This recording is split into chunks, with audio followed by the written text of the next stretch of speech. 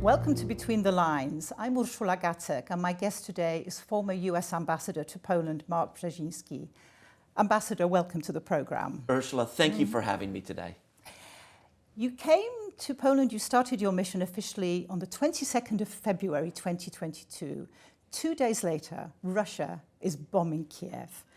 A day after that, you're on the border of Poland and Ukraine, and you said some memorable words there. You said, Poland is safe, we are here to help. Would you repeat that message today, hand on heart? Urszula, I would, but let me flash back to a few months before that. Because in fact, while I was preparing to be ambassador to Poland in 2021, I was already insinuated into plans to make sure that Poland would be safe and secure should Russia attack Ukraine. Please remember, the world witnessed the failed evacuation of Kabul airport in the summer of 2021. I knew that if Russia attacked Ukraine, an evacuation would have to go across the Ukrainian border with Poland. It would have to be flawless. There are 8 border crossings there, and I knew very little bit about that part of Poland. I knew about other parts of Poland, but I hadn't spent much time in Rzeszów and Podkarpacie. So I began to undertake to develop a scientific understanding of the 8 border crossings that separate Poland and Ukraine on that 380-mile border, to make sure that I and the entire 600-person plus U.S. Embassy team in Poland really understood that part of Poland. Every road, every hotel, every regional airport, every regional hospital, even veterinarians, because when refugees flee, they sometimes bring their pets. And by game day, February 2022, we were ready for a mass evacuation from Ukraine into Poland. So you really hit the ground running? I hit the ground running before it even started, but frankly. Why did you feel responsible? Why do you feel that as an American ambassador, you had such an important role to play on the Polish-Ukrainian border? Why? Because there were, first of all, American citizens living in Ukraine who would flee across the Ukrainian-Polish border. There were close to 40,000 Americans living in Ukraine, doing business, doing religious proselytizing, having families there and so forth. When they fled, the airports would have been closed in Kiev and other cities in Ukraine. They would have to drive to the Ukraine-Polish border. And so what I decided is that I would set up a mini embassy in Rzeszów, and I moved some of our diplomats to Rzeszów to handle processing there. At the same time, we brought in the 82nd Airborne, the U.S. Army's 82nd Airborne elite forces, several thousand, some of who landed literally by parachute in Rzeszów. Actually, observing flight radar in those days was remarkable because you could literally see them circling around the Podkarpacie region. That's right. And at first, we didn't know where we would put them. So we rented the G2 Arena in Rzeszów, and we put them in the G2 Arena and set up a little city in the G2 Arena. And we did all that, Urszula, because we needed to facilitate the arrival, in terms of our priorities, first of all, American citizens fleeing Ukraine to the west, and second, Ukrainians fleeing Ukraine to the west. Exactly, because when people were coming to the border, you weren't saying, if you don't have American citizenship, we're not going to help you. No, we didn't do any of that. And in fact, one of the things I did was I just asked the Poles and Ukrainian border guard to completely open the border. I did that because the lines were getting too long.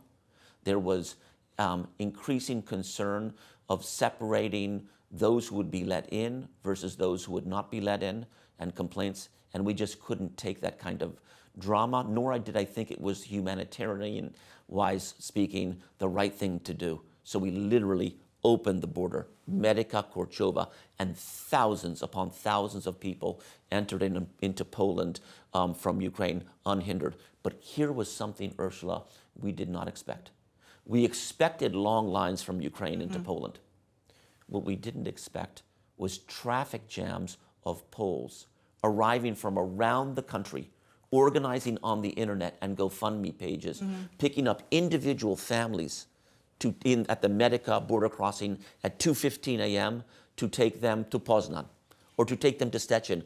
And that is something from President Biden on down we did not anticipate. And I will tell you that... Did that change America's perception of Poland? I mean, absolutely. Did we become much more visible? Absolutely. Well, I use the term humanitarian superpower to define Poland. Because frankly, Urszula, the image of Poland in the West, and I say this as an American of Polish background, has not always been positive.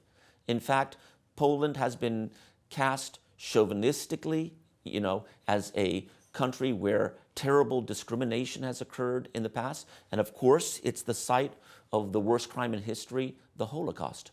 I wanted the world to see the humanitarian heart of this country and to see it firsthand. And I can tell you, it impressed my president, President Biden.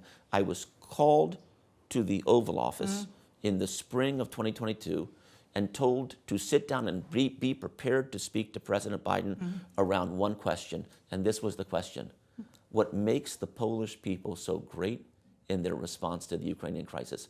What an awesome question for this Polish American to speak to the President of the United States about. And what I said to President Biden was... But you say Polish American about yourself? I'm American of Polish background. Of course, I'm a Polish we American. know that, but yes. It's very interesting that you define yourself as Polish American in our conversation today. Why is that interesting? It's interesting. Maybe you would say American Pole, but you actually put No, Polish yeah, first. no. I mean, so I've always identified myself as a Polish American, and my father did as well. And of course, there's between 10 and 15 million Polish Americans, and I consider myself a proud member of that group. But this is also a demographic, Polish Americans, who President Biden, coming from the state of Delaware, began his initial political career basing himself on the votes of. So he's very attuned to Polish Americans.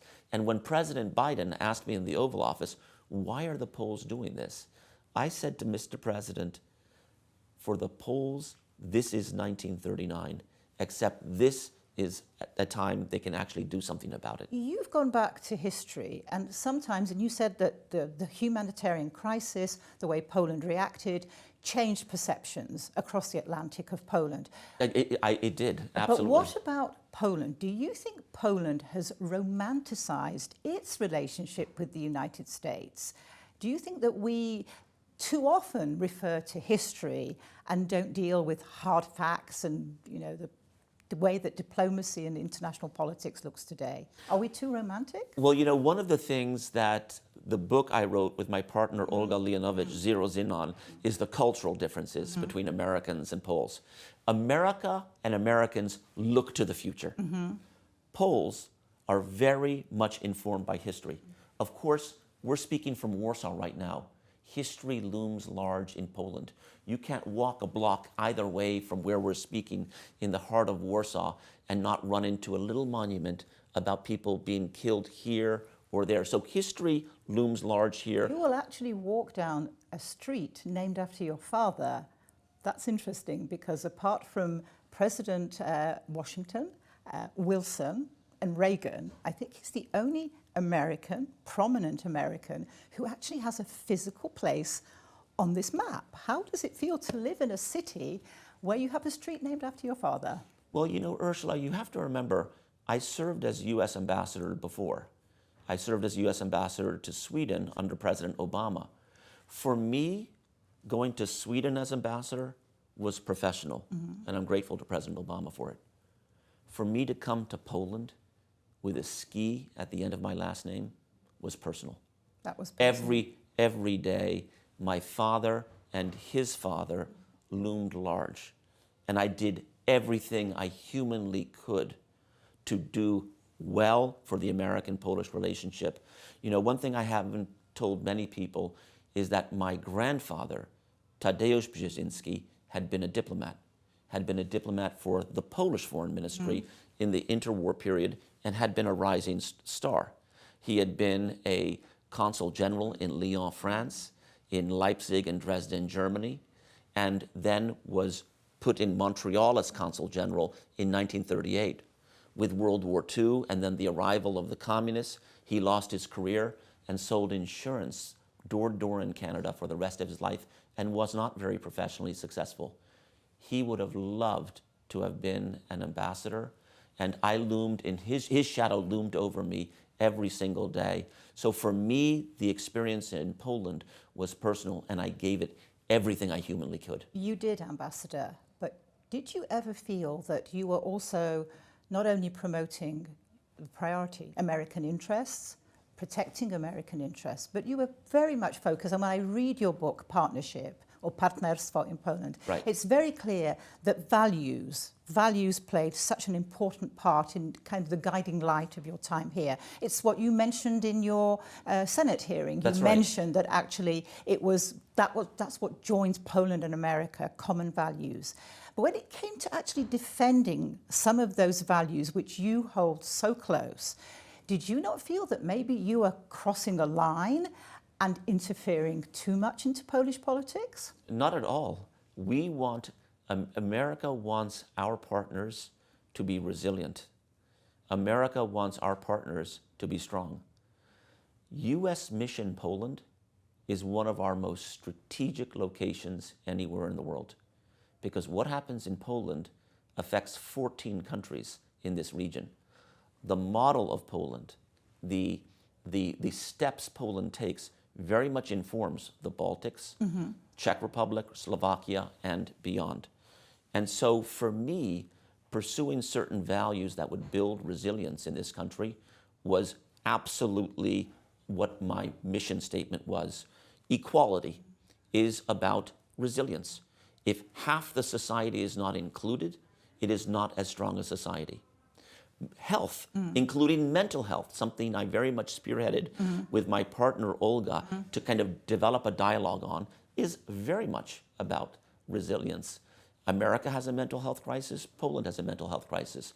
I was delighted to engage in that in Poland, and it didn't matter to me at all if someone said, "You're interfering with our domestic affairs." My response was, "Well, you're not doing it, and until you do, I will." I remember when I had an idea after Prime Minister Tusk was elected to bring him together with President Duda to the Oval Office in Washington to meet with President Biden. Was that successful? And it was one of our biggest successes, because it showed unity of purpose and a shared definition of the challenge on the part of Polish leading political leaders vis-a-vis the Americans. But let me tell you, when I first approached President Duda and Prime Minister Tusk, the reaction on the part of the teams of both was not just hell no, Mark.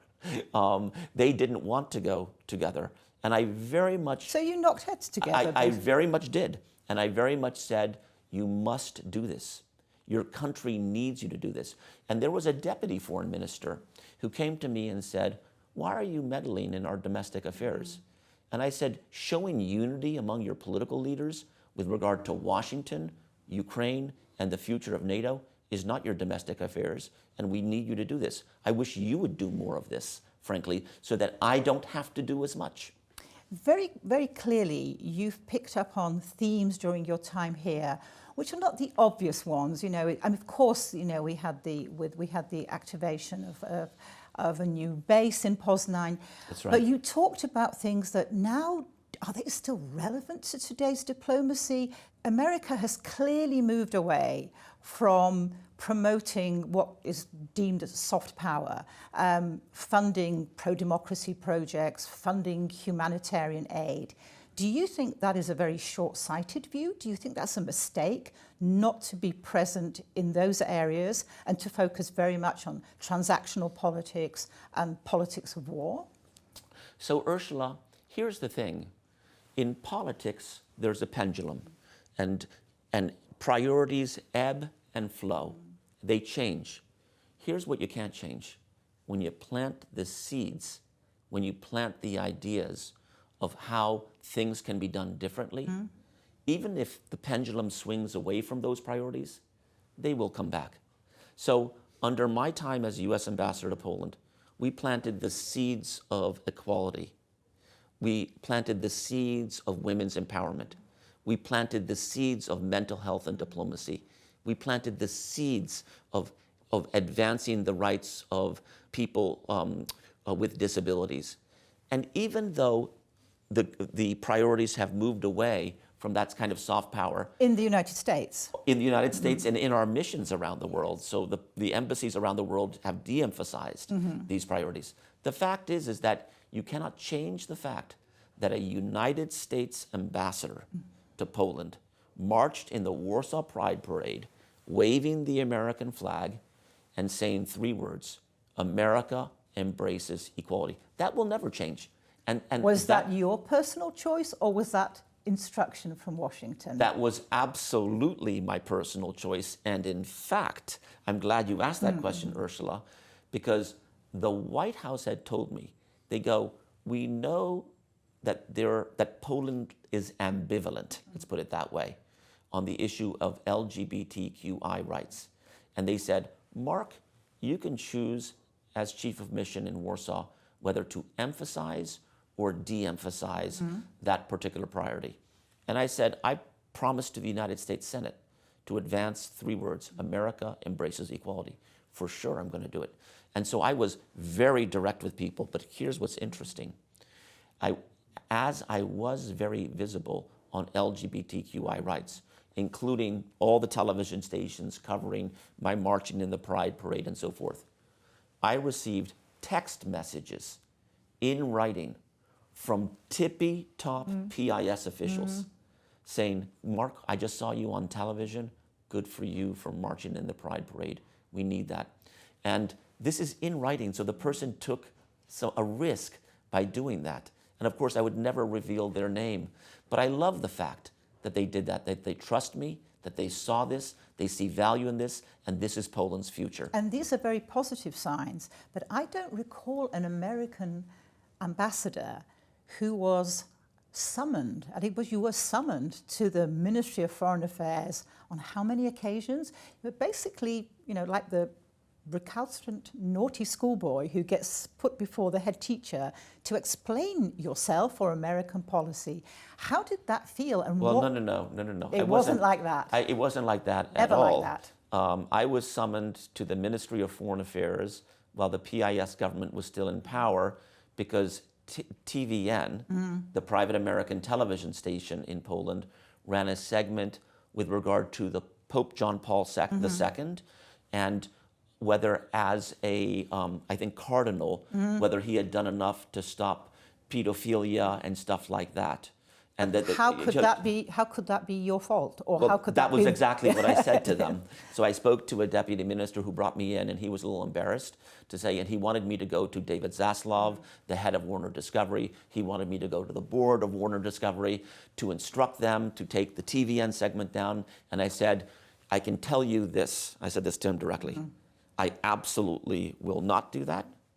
And the only thing I'm going to do with this conversation is report it to the State Department with my own personal commentary about how unbelievably anachronistic it is that you've said this to me. And then the guy invited me as a very popular U.S. ambassador to his hometown here in Poland to come and meet the mayor. So I don't think it was, totally the way it's cast that I was summoned and somehow punished. To the contrary, the guy invited me to his hometown. That was the only time you were called in that capacity? To my recollection, that was the only time I was called in a formal way. Of course, people, when I first got to Poland, Urszula, one of the things as an ambassador you do is you read the room. You get a sense of who's for you and who's against you. And I sat down with the PIS government and I said, these guys aren't for me. And so I said, I have to figure out... I think you clearly got the message before your feet landed in Poland. Yes, because they said I was a Polish citizen and they wanted to prevent me... That was an honor, but in the case of an American diplomat, it would have basically excluded you. I mean, you would not have been able to serve as the American ambassador to Poland if you were actually... No, it was absurd. It was absurd, Urszula, to every single person in Washington that the Polish government would say that I am a Polish citizen. My sister Mika Brzezinski doesn't think she's a Polish citizen. My brother Ian Brzezinski doesn't think he's a Polish citizen, and I'm not a Polish citizen. So after I'm nominated to be ambassador, to drop that on us is an unfriendly act. And so we saw that. Jerzy Koźmiński, who was a Polish ambassador to Washington, represented me in front of the Mazowiecki district body that considered my citizenship. And the decision by the Mazowiecki district is that, in fact, I'm a Czech citizen because my mother was Czech, and the government of Czechoslovakia said, no, he's not. So the whole thing... So it hasn't even scuppered your chances to be an ambassador in Prague? No, certainly is not. In fact, and I promised the Czech ambassador to Washington to serve Czech food here because he helped me. But the point is that the PIS government made an initial impression on me that they weren't for me. So I decided to do things, really uptick my media engagement, because media in America is the fourth power, and in Poland it is too. And I could sense the PIS guys were a little bit alarmed by how prominent that was. And second, I zeroed in particularly on getting to know Chairman Kaczynski. And at first, I began to ask around if I could have a meeting with him. I tried to arrange it through the government.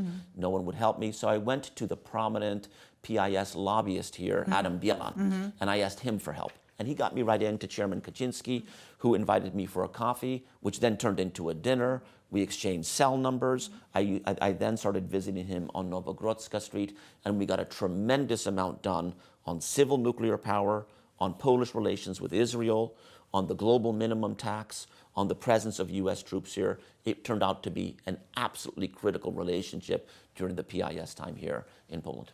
What next? You said you serve Czech food, but you don't anticipate being the ambassador to the Czech Republic. You're still in Poland. This is very unusual. Most ambassadors, they pack up, they go, they wave us goodbye on their tarmac. Why did you stay? Because Poland is an absolutely fantastic place to live. This country has changed so much even from the time I arrived here as ambassador in 2022. It is so much more global. It is so much more economically dynamic. Warsaw's like a little New York with people flying in and out all the time. There are many examples of American diplomats and also American military leaders who, after they finish their government service, stay in the country in which they serve to remain involved. And that's what I've chosen to do. And so my partner and I wrote the book Partnerstwo. There's a tremendous amount of global business that one can do out of Warsaw. I'm one of those people who will keep one foot in the United States and one foot in Poland. And I remain very close to the country of Sweden, where I also served. So, Ambassador, to sum up, even though you no longer hold that office, I think deep down you always feel yourself to be an ambassador, not only of the United States, but you've actually become, in some ways, an ambassador of Poland to the wider world. Ambassador, thank you very much for this very frank, very open conversation. It's been a pleasure. Well, thank you for having me, and I will simply close by saying, when I came here in the early 1990s and visited Poland for the first time, I met the people. They were warm and friendly, and I saw the role of the U.S. Embassy here, and I set my sights on becoming U.S. Ambassador to Poland. The first time I almost became under President Obama, it didn't work out. And then it worked out under President Biden, and I'm so happy that it worked out then. You got your wish. Thank you. Thank you very much, Ambassador. Thank you so much.